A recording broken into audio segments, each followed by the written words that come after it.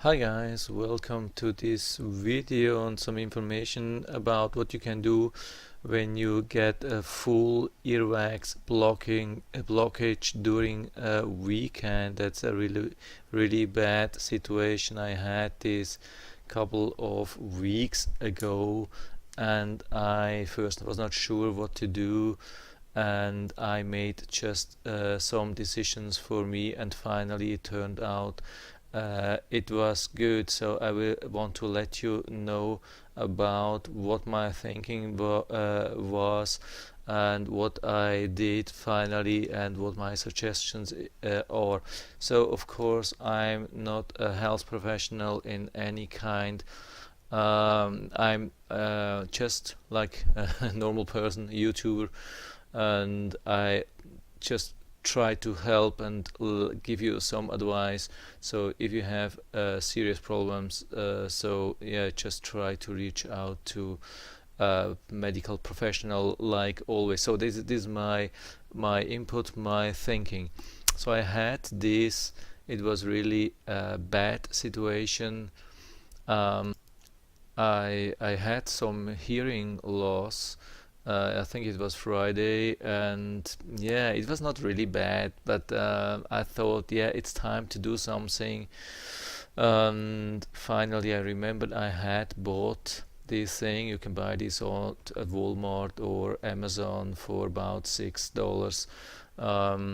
It works if you don't have a lot of problems. If you want to make, maybe if you know that you have some problems, reoccurring problems, and you want to flush your ears, clean your ears like every month or every couple of months or so, it's a good thing. If you have a full blockage, it can be dangerous. It has these earplugs and this so-called safe spin, and you can do a lot of harm. So at the end, I had a full blockage. It was Friday afternoon, so it was too late to go to ENT or regular doctor or whatever.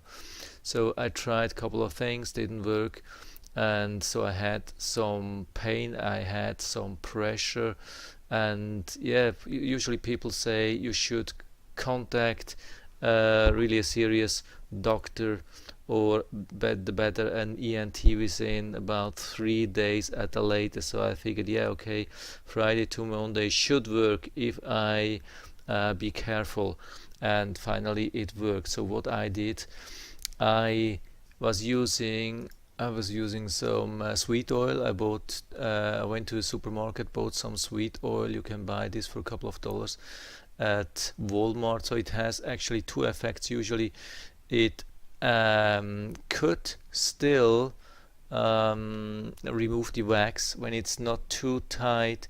It can resolve over time wax if you use every yeah, a couple of drops every now and then. Maybe you're able to solve the problem during the weekend with that. If you don't solve it, at least this thing has some helpful things which prevent inflammation, and this is really important. If you decide to wait, not to go into an urgent emergency medical clinic or something like that, you have to make sure that you don't get an inflammation.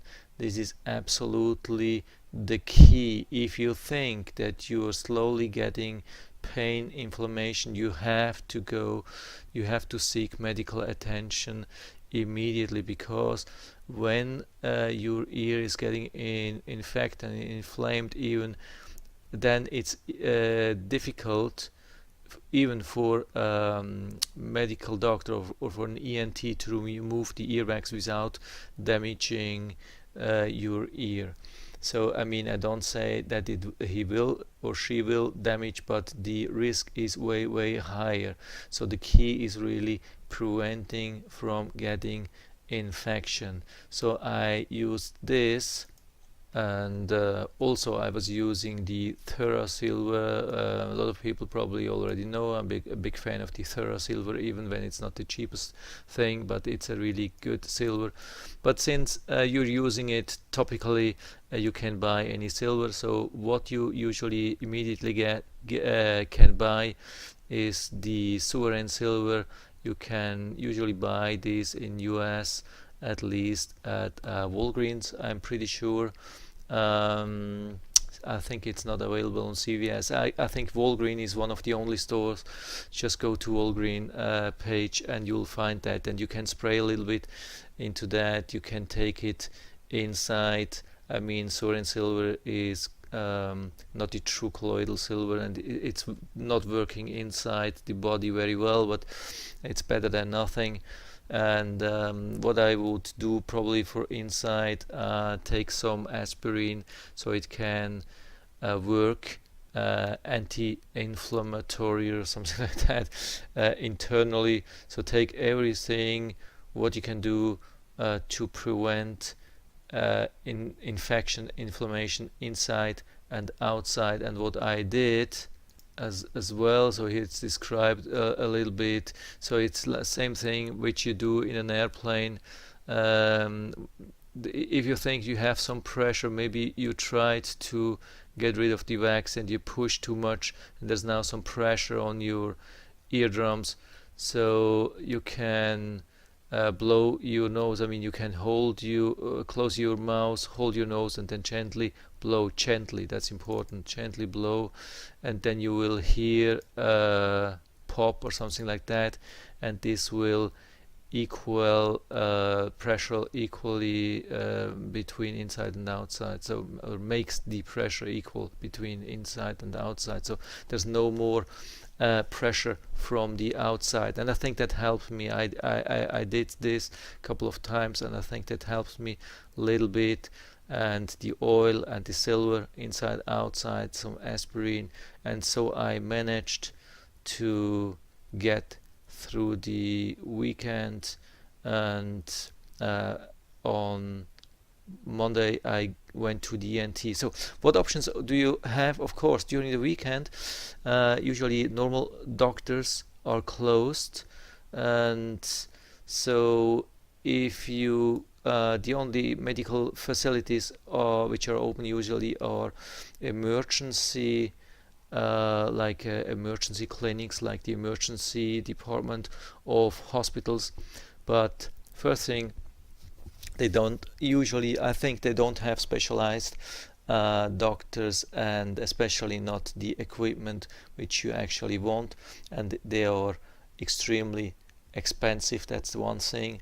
And of course you always, especially in USA, you have some urgent care medical facilities. It's like smaller medical facilities which are open 24/7, and if they have something to help you to clean your ears, this is like something to flush your ears with a lot of pressure. So they feel like a tube, and they use a lot of pressure with the water and push it inside your ear, and usually it should work. But I mean, that's the procedure which they have been using for hundreds of years, and I mean, it's a little bit outdated because the risk of causing any harm to your ears are way higher than the latest thing which ENTs use. So this is why I recommend, actually, if it's possible, then you wait till Monday and then you go to your ENT, and your ENT, if it's really an up-to-date ENT, he should or she should have like a vacuum. It's like something like a really small vacuum, and which they use in your ear, and so it's not pushing, so it's more pulling, and it's much more gentle, even when it's really loud from the vacuum or from the suction. It can be really loud, but it's definitely a better way better and safer solution than what your normal doctor would have if you go to a normal practice with normal doctor, or you go to an urgent 24/7 small urgent care. They won't have this suction thing. They just, if they have anything, they will have this thing which used to push water into your ears, and yeah, I don't really recommend this anymore because there's better stuff. So this is just an idea. You have to make your own mind. You have to make your own decision. These are your ears. It's your health. These are just some ideas. For me, it worked, and I hope it will work for you too. If you have any questions or comments, just write to the comment section below.